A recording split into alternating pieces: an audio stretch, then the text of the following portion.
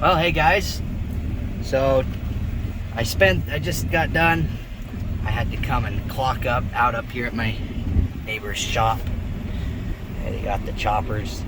Anyways, I'm gonna head down now, go take a look. We got a new baler that showed up today. Because if you watched the last baling video, if you've been keeping up on those, you'll know that our old one it died, unfortunately. So we got a new one. Luckily, it was ready to go. Our local case dealer, Burke's Tractor, they were really good. They got us a new one out today with no being told in advance. They got it out here today. So anyways, I'm gonna head down now. I'm gonna go take a look at it real quick. It's just over there, and then I'll probably go get some dinner, and then I'm gonna have Dad's gonna teach me how to run it. I guess it's kind of set up differently. So anyways, I'm pretty excited. So let's go look at this thing.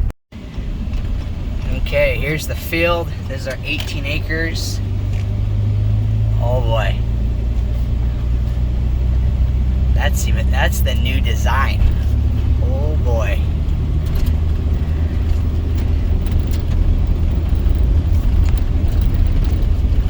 That right there is a cool looking baler. Oh boy.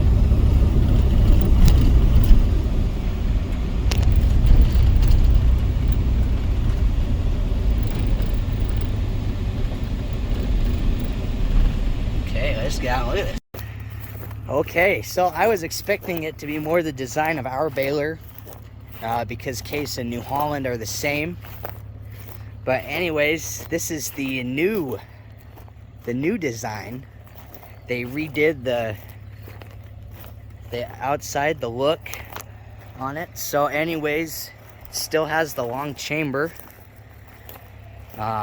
It's definitely, there's a lot more room in between the wheels there. Yeah. So rotor cutter, it used to have some knives in it to like cut up your crop a little better if you have like long stemmed straw or something. They took those out because we don't really need it for hay. But yeah. So anyways, it's an LB 436. Yeah, that's pretty neat. I was told by my dad that it has an extra set of pickup tines, so an extra one of these. So he said he got it set up, he got it filled and everything. He said he was going about 8 miles an hour and it still had more to give. So anyways, I'm pretty excited. Sounds like we'll be able to get some good speed out of it. So it does not have preservative. I bet we'll probably just move our preservative system over. That's what we keep doing. Every time we get a new baler, we move the preservative system over. It's, I guess, got a different monitor setup, so Dad's gonna have to teach me that. Otherwise, I think will run basically the same. So anyways, let's see if I can figure out how to open this hood. I'd like to see the difference. Is this? Oh yeah. Oh yeah, that looks a little different. Yeah, that's a lot bigger. That is definitely a lot bigger. That's not gonna come apart. Oh yeah. That looks good. Oh, it's locked somewhere. Oh, in there. Have to unlock that. But anyways, yeah. So there's not much left of this field. We got basically done, but we got 22 acres over there to do. So anyways, yeah, we'll catch back up with you guys here in a little bit. Okay guys, well, it's the next morning now. I baled this field last night. I didn't film any of it because I'm still trying to get used to this baler here. It's different. It is definitely different. It operates different than the old one. This screen is completely new.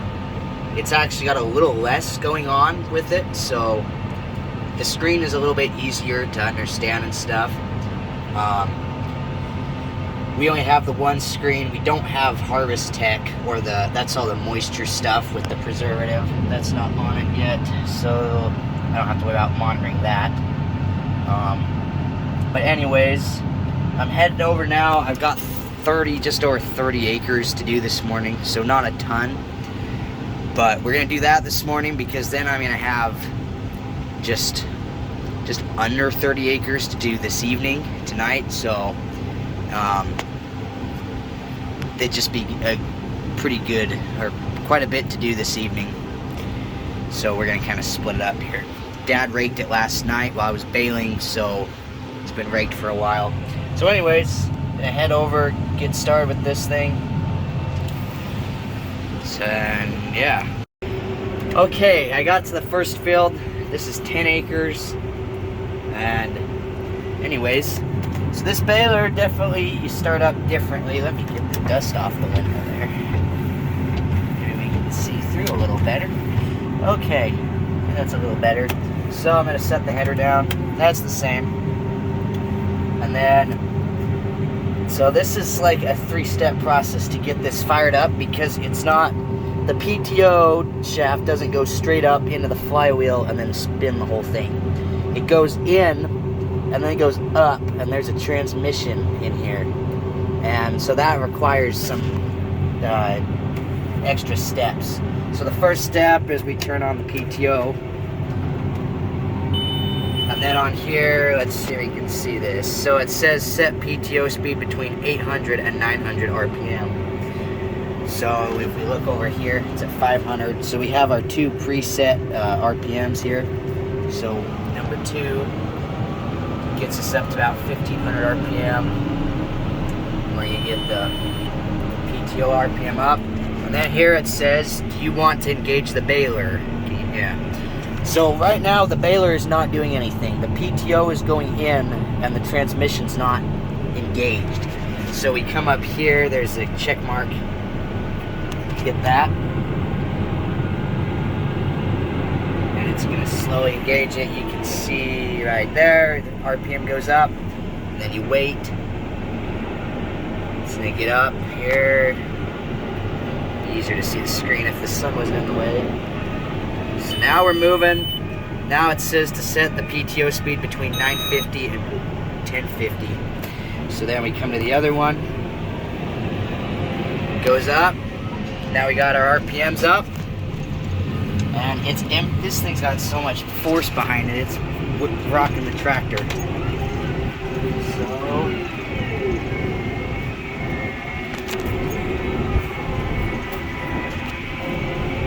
forgot to lower my speed setting down to still in road mode. Anyways,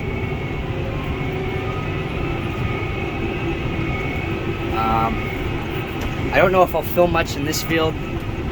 The windrows are pretty small, and this thing can go very fast. So I'll probably just knock this one out, and then the next field is a nice long run sprinkler field. We'll be able to run GPS and get some good footage of this thing. So, anyways,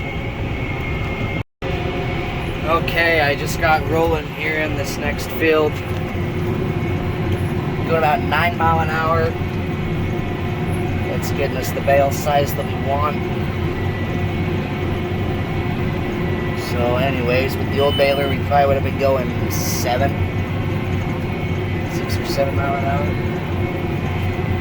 So anyways, I guess I don't think I've really explained a ton about why we got this baler. Or I know I explained that the old one broke, and the reason for that was CNH Capital, or that's the company that makes case in New Holland. They're the same, kind of like Chevy and GMC. It's different brands, but it's all made by the same company. So anyways, they make 2 different types of balers, or a heavy duty and a light duty one. We have always got the light duty one. We didn't realize there's a difference, and they're cheaper because they're not built as tough. And anyways, they're made for tractors with a minimum horsepower of 150. So they're made for a much smaller tractor. We've been pulling them with 300 plus horsepower for the past quite a few years. Sorry, just getting my GPS set up here. So anyways, that's kind of why our balers have been breaking. We broke 2 New Hollands, and it's because we went to the bigger tractor when we got our 8320. So these tractors are just so big, they just rip everything apart, I guess. So anyways, this one is a heavy duty one. So everything up in there is all built up strong. So this is made for a 250 horse tractor or more. So this baler is a better fit for this tractor. That 310 horsepower. So anyways, don't know if you can see much, the shadow's kind of in the way. But, and then another thing, I was originally thinking that this was a lease, because that was what Dad was talking about, was just leasing one of these, for doing a 3 or 5 year lease, I think is one of those two. But I guess this is actually our newest purchase. They're buying this one, I guess, instead of leasing it. So I guess we'll be selling the old one. We should be able to get something out of it. And now this is ours. That's kind of exciting. So anyways, still got a ways to go. Okay, if you look right there, that flag didn't go down. And I got a warning on the screen saying that something didn't work in there. So that means I hope we don't have to restring the baler. Is it still in the bottom? Yes, it is. All 6 are down there. I do like this one. It opens up a lot more. In fact, there's hydraulics on here. And according to my dad, this whole thing lifts up. Like this, what do you say? This goes like to here or something. So you get a ton of room to work under there. I don't know how to do that though, but I want to figure it out. So anyways, since the bottom's fine, this happened on a different one yesterday. This is really open up here when there's not a tank up here. Anyways, just come up here.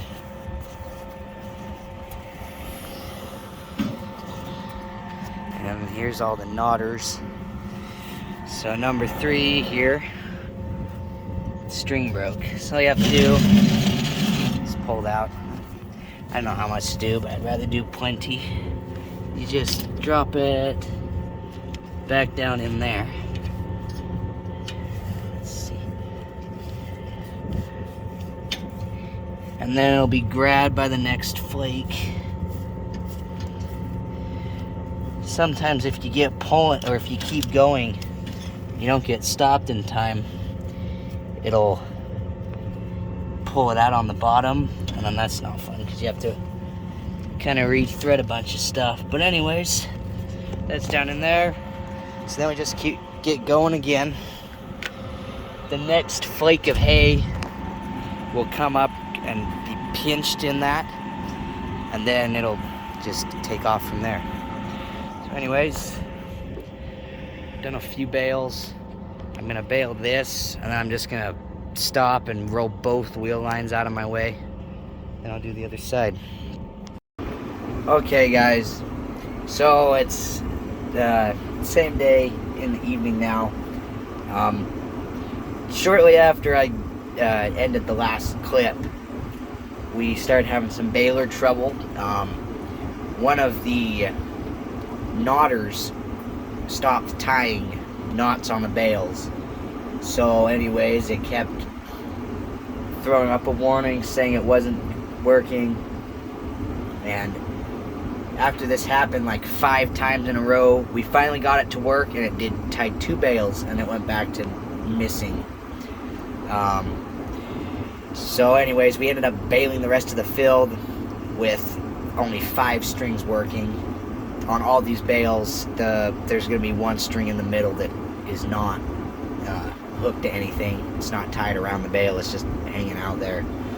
So anyways, and then we also broke 2 shear bolts on the stuffer. That's what takes the hay from the header back and up to the plunger, where it'll get pushed into the flakes into the bale.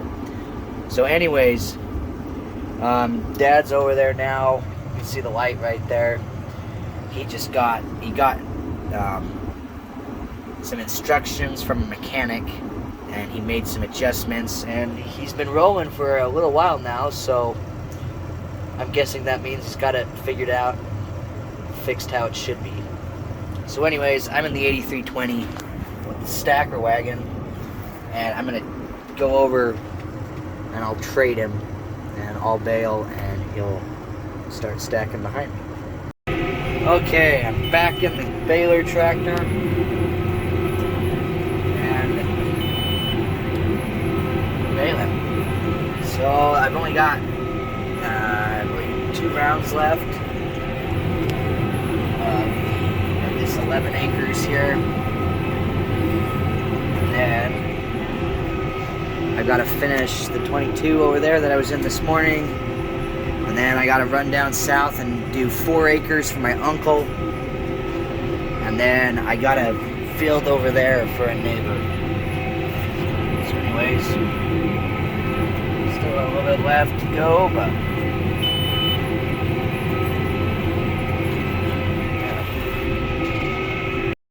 okay, I just moved up to this bigger field. There's Dad with the stacker wagon. So anyways,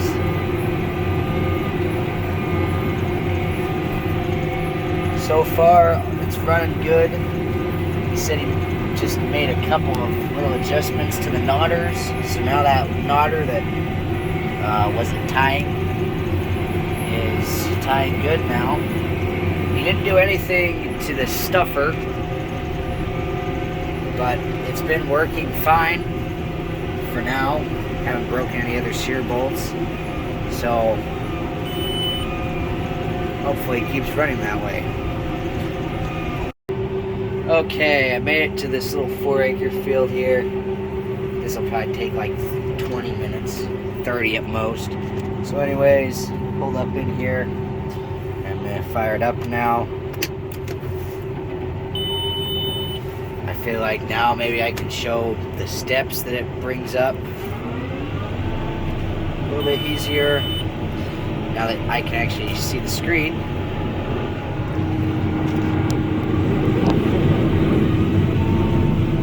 You can see it kind of stops at that point, increasing it, then it starts picking up its speed.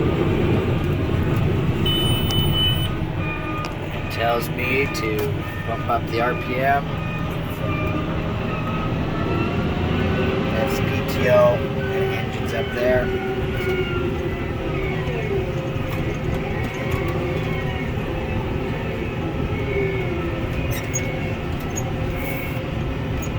Start bouncing across the top of the field. Okay, well I did my uncle's field. He only got 4 bales, or 4 bales, and then maybe 3 bales to the acre, 4 acres, and he got 12 bales. So I guess it yielded decent. Anyways, I'm here in the neighbor's field now. It's got a couple wheel lines out here, so I'll have to get out and move this one here in a minute. But anyways,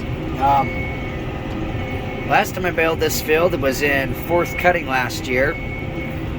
And if you haven't seen that video, the drawbar on our 8320, that's what we were baling with at the time, it actually, the bolt that held it on got loose and fell out, so the drawbar came off with the baler attached to it. So the baler ended up on the ground out in the field.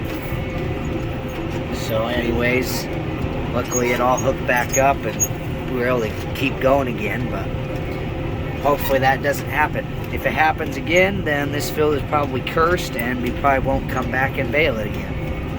But anyways, that shouldn't happen, because before we started baling with this tractor, Dad went and replaced or checked all the bolts down there under with the drawbar, and he actually found a couple were missing. So anyways, we got those put in to prevent that from happening again.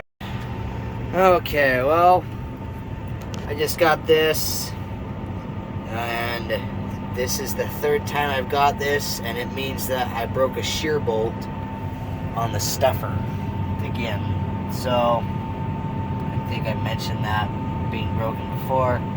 So I have no clue why it's breaking. I would understand if I was overloading it, but I'm definitely not overloading it in these little tiny windrows. And I can only go like 5 miles an hour because it's super rough out here. There's a bunch of gopher mounds, old gopher mounds.